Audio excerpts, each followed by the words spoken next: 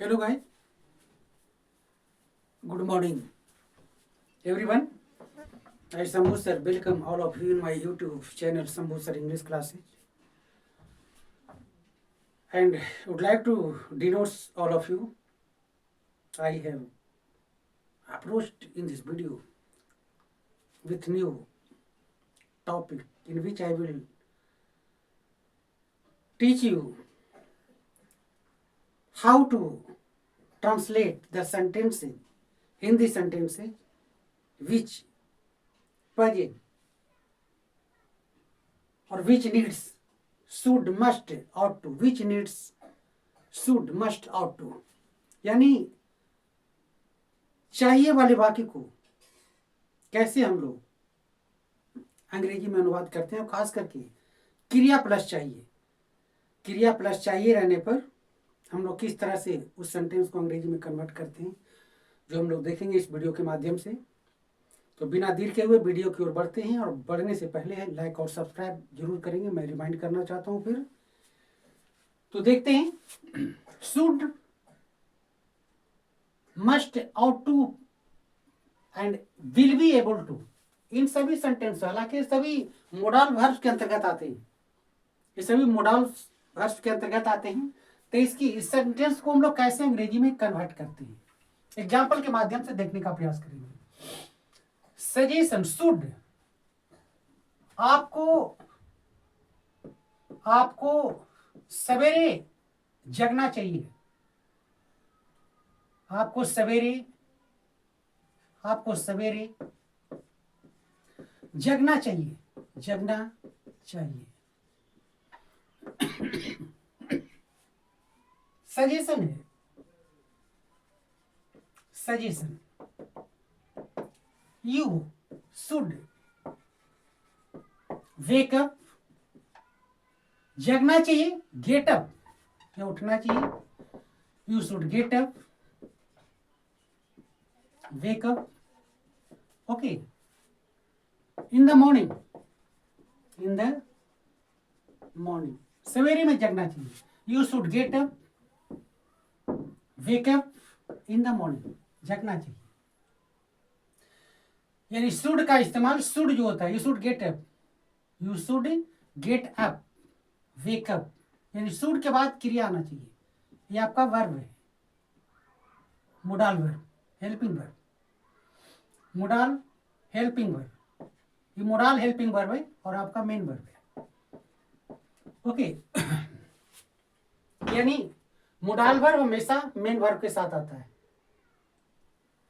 Modal verb हमेशा main verb के साथ आता है। तो आपको सवेरे जगना चाहिए, सजेशन के अर्थ में हम लोग शुड का इस्तेमाल प्लस V1 का इस्तेमाल करेंगे। यही बात रहता कि आपको सवेरे जगना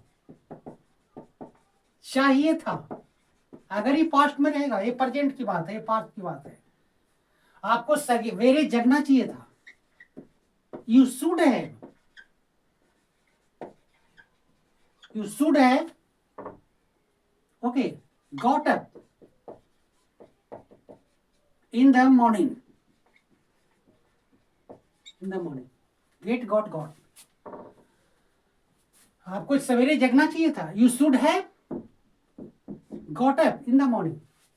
यानी कहने का मतलब सजेशन जब पास्ट में चला जाए तो should have प्लस V3 का इस्तेमाल करें। इसी तरह क्या आगे हम लोग देखेंगे, कंपल्सन, ओके, जैसे आपको जरूर आना चाहिए, आपको जरूर आना चाहिए, बनाएंगे, यू मस्ट कम, जरूर प्लस चाहिए, जरूर प्लस चाहिए रहने पर मस्ट कम।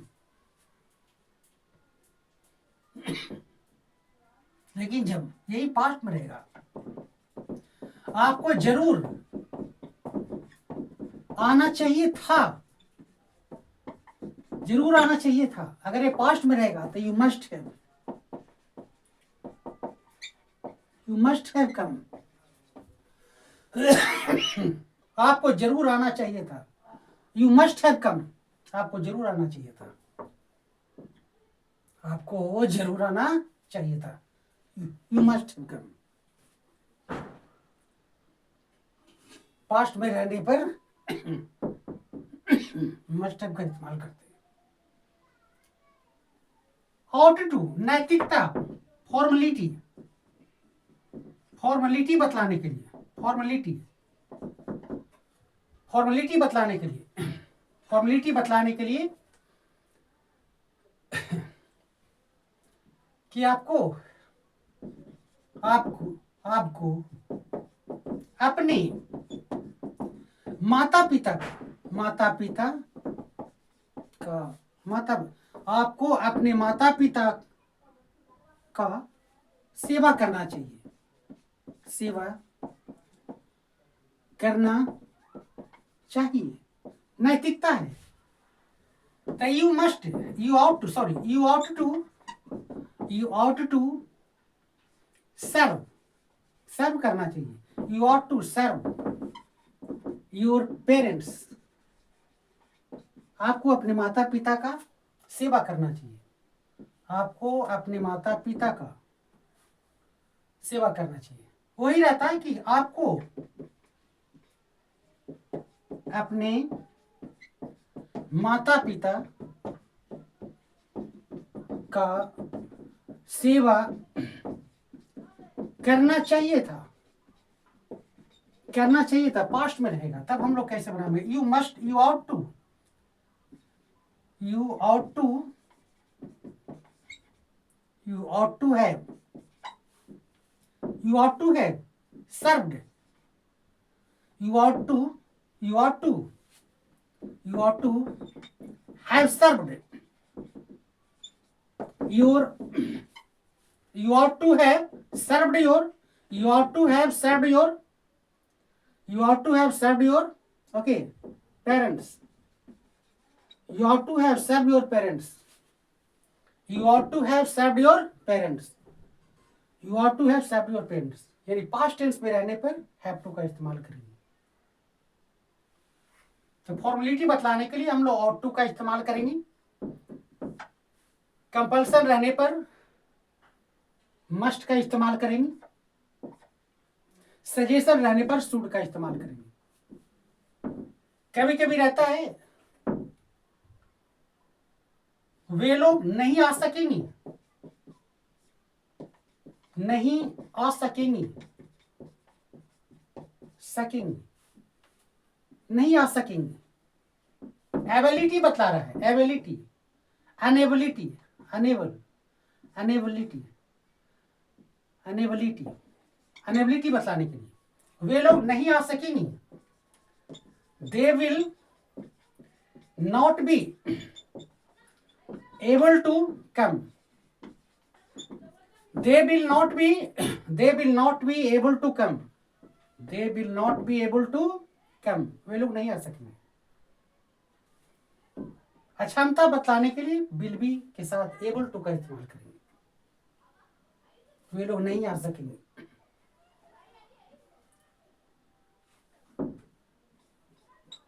आगे कहने का मतलब, जैसा कि मैंने बताया कि ट्रांसलेशन बनाने पर कुछ टर्म्स को, जरूरी टर्म्स को दिमाग में रखने के साथ साथ हमें भी सजग होने की जरूरत है। सजग होने की जरूरत है कि अगर हम ये अफर्मेटिव सेंटेंसेज में हम लिखते जा रहे हैं, अगर इसे हमें जरूरत पड़ गया नकारात्मक बनाने का या इंट्रोगेटिव बनाने का, तब हम लोग क्या करेंगे? तो बड़ा आसान तरीके से, यानी जिस तरह से हम लोग 10 ट्रांसलेशन अफर्मेटिव बना लिए, तो 10 ट्रांसलेशन निगेटिव में भी इसे बना सकते हैं, 10 ट्रांसलेशन इसे हम इंट्रोगेटिव में भी बना सकते हैं। कैसे? क्योंकि हम लोग जानते हैं कि जब किसी भी सेंटेंस में अगर हेल्पिंग वर्ब रहे, चाहे मोडाल वर्ब रहे, हेल्पिंग वर्ब रहे, चाहे हेल्पिंग वर्ब में चाहे मोडाल रहे, चाहे प्राइमरी रहे, चाहे जो भी वर्ब रहे, तो हेल्पिंग वर्ब रहने पर सब्जेक्ट के पहले अगर लिख देते हैं तो आपका इंट्रोगेटिव बन जाता है। हेल्पिंग वर्ब के बाद आपको नॉट का इस्तेमाल कर देते हैं तो निगेटिव बन जाता है। जैसे हम लोग देखते हैं, जैसे वह उसे उसे नहीं आना चाहिए, उसे नहीं आना चाहिए। He should not come, not come, नकारात्मक हो गया। कहता क्या उसे जाना चाहिए?